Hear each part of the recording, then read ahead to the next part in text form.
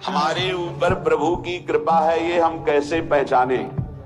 ये 8 लक्षण प्रकट होने लगते हैं जिसके ऊपर प्रभु की कृपा होती है। हमारे ऊपर प्रभु की कृपा है ये हम कैसे पहचाने? तो ये 8 लक्षण प्रकट होने लगते हैं जिस पर हरिजू की प्रियाजू की कृपा है। पहला, घोर अपराध करने वाले के प्रति भी दया की भावना, शांति पहला लक्षण है। भाव में भी पहले शांत भाव है। हमारे ऊपर श्री हरिजू की कृपा है, इसकी पहचान ये 8 लक्षण।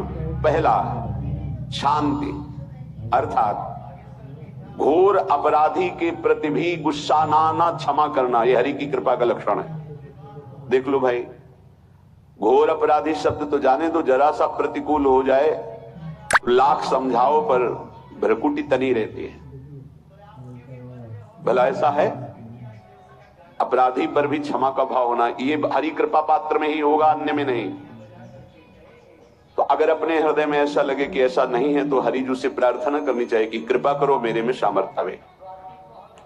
दूसरा, अनुसूया, वो किसी भी के प्रति कभी भी कोई दोष दर्शन ही नहीं करेगा। दोष कथन, दोष श्रवण की तो बात जाने दो।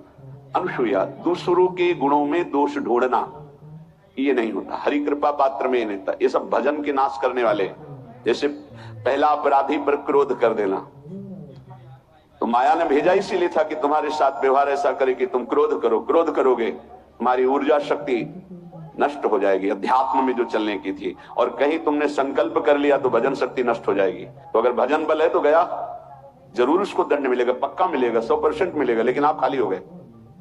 ना भजन करने की वृत्ति रहेगी और ना भजन रहेगा, दोनों बात।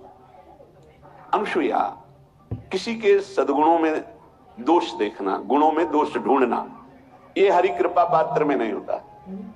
ये बहुत मंगलमयी बातें जिससे हमारा भजन मार्ग पुष्ट होता है। तीसरा, वो बाहर से और भीतर से पवित्र रहता है, हरि कृपा पात्र। शौचाचार का ज्ञान होना चाहिए, वस्त्र आपके पवित्र होने चाहिए, ये बाहरी जल रज आदि के द्वारा बाहरी पवित्रता।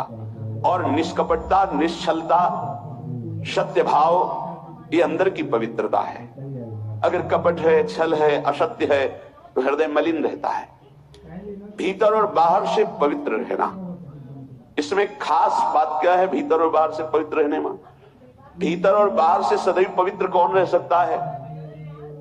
तो बोले जो पुंडरीकाक्ष भगवान श्री हरि का, प्रियाजू का स्मरण करता रहता है, वो शवाभ्यंतर शुचि, वो बाह्य और अभ्यंतर दोनों से पावन रहता है। तीसरी जो कृपा का लक्षण है, अर्थात वो सदैव भगवत चिंतन परायण, शौचाचार का पालन करने वाला, बाहर और भीतर से हरि कृपा पात्र पवित्र रहता है। चौथा, ऐसे कार्यों का अनुष्ठान न करे जिनमें हमारा भजन छूटता है, जिनमें सत्य छूटता है, जिनमें भगवत भाव छूटता है। जैसे आपके ऊपर कृपा हुई, आप भगवत मार्ग में चल रहे हैं, अब आप ऐसे संसारिक कार्यों का अनुष्ठान कर रहे हैं जिनमें आपकी चित्तवृत्ति बिल्कुल भगवत विमुख हो रही, तो जीवन का लाभ क्या होगा? लाभ तो है भगवत स्मरण सहित। जैसे कल एक ने प्रश्न किया कि मैं खाता तो नहीं लेकिन मांस के दुकान में मांस बेचता हूं, होटल आदमी, क्या उचित है? ये उचित कैसे हो सकता है? तुम और भी तो व्यापार कर सकते हो। जरूरी है धर्म का पालन करने की इच्छा करते हो, धर्म आचरण करते हो, ऐसा नहीं। तो विरत बहुकर्मा, उन कर्मों से हमें विरत रहना है जो हमारे धर्म के विरुद्ध है, जो भजन के विरुद्ध है। हरि कृपा पात्र ऐसे कर्मों का अनुष्ठान कर ही नहीं सकता। अपने भजन का फल देखना भगवत कृपा पात्र के, सबको प्रदान कर देना। हिम्मत है? अपने भजन, इतनी मेहनत से किया हुआ भजन, भजन होने के बाद हे प्रभु इस भजन का फल हो, सर्वे भवन्तु सुखिना सर्वे सन्तु निरामयाः। यहां तो कहते हैं महाराज एक माला रोज आपके लिए करता हूं कि आपकी बीमारी ठीक रहे, तो शेष किसके लिए करते हो प्रभु? शेष अगर इष्ट और गुरु के लिए तुम्हारा है कि एक माला करते तो फिर इतनी माला करते तो हमें क्या होगा? सब आपको दे देंगे तो हमें क्या होगा? तभी भजन का रहस्य ले जाना। छठवां, अपने भजन से अपने लिए कुछ भी ना चाहना, और दूसरों की तो बात जाने दो, दूसरों से कुछ ना चाहना ये तो ठीक है, अपने भजन से अपने लिए कुछ ना चाहना है हिम्मत। देखो ये हरि कृपा पात्र में हिम्मत होती। अपना भजन अपने प्रयोग में ना लाना, इसका भी आंतरिक रहस्य है।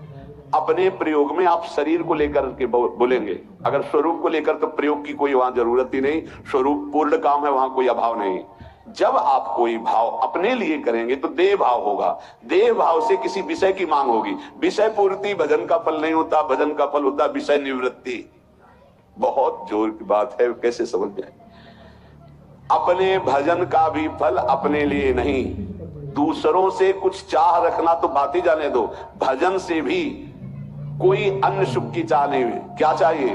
भजन ही बनता रहे, भजन का फल भजन बनता रहे, खूब निरंतर जप करते रहे। 7वां, किसी भी मान सम्मान कीर्ति पद प्रतिष्ठा के मिलने पर हृदय का असंतुष्ट हो जाना, यह हरि कृपा पात्र का लक्षण होता है। प्रणाम नमस्कार जय हो तो हृदय में असंतुष्ट हो जाना चाहिए। कोई किंचन मात्र अभिमान न उदय हो जाए। प्रभु बचाओ, ये माया की चकाचौंध से बचा लो नाथ। कौन सा अपराध बन गया कि आपकी जय की जगह यहां हमको ऐसा सुनना पड़े। मान प्रतिष्ठा कीर्ति जिसके लिए बड़े बड़े लालायित रहते, हरि कृपा पात्र को विष की तरह चुभती है। और 8वां, किसी भी प्राणी समुदाय से संबंध ना रखते हुए सब पर दया की भावना, सब पर कृपा की भावना, सब पर करुणा मैत्री पर किसी से ममता नहीं। ये सूत्र बहुत व्यवहार में प्रयोग करने योग्य है। सबसे करुणा और मैत्री पर किसी से ममता नहीं। करुणा तो करी भरत जी ने, मैत्री भी की मृग से, पर ममता रहित नहीं रहे। ममता कर ली तो अगला जन्म हिरण का हो गया। ममता नहीं, निर्ममो निरहंकारा। करुणा मैत्री तो करनी है, जैसे इसमें आदेश है, गीता में जी आदेश है, अद्वेष्टा सर्वभूता मैत्र करुणा वच, पर निर्ममो निरहंकारा, ये साधक की चतुरता है। प्राणी मात्र पर दया कृपा करुणा मैत्री, पर ममता नहीं, ममता किसी से। और यहां करुणा मैत्री ये तो गायब हो गई, केवल ममता रह गई है। अपने शरीर से ममता, शरीर संबंधियों से ममता,